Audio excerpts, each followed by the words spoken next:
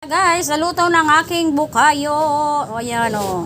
Guys, nagluluto pala ako guys ng buko to na binigay sa amin nung nagtitindang buko. Kasi may bumili daw sa kanya, ang kinuha lang yung sabaw. Eh, nanghihinaan siya ka. Binigay sa amin to, dalawang buko to. Ginawa kong bukayo guys. Ayan o. Sayang naman, di ba? O, binigay na, libre na. Kung bibilin mo ang isang buko ngayon, 50 na siguro guys. Ito libre na, matigas lang. Kaya ginawa ko, bukayo. Kasi ang asawa ko mahilig sa matamis. Panghimagas.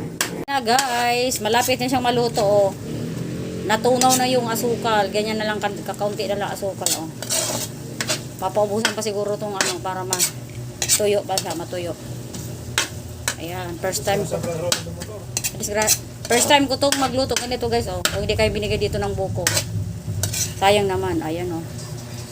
Panghimagas, lalo pag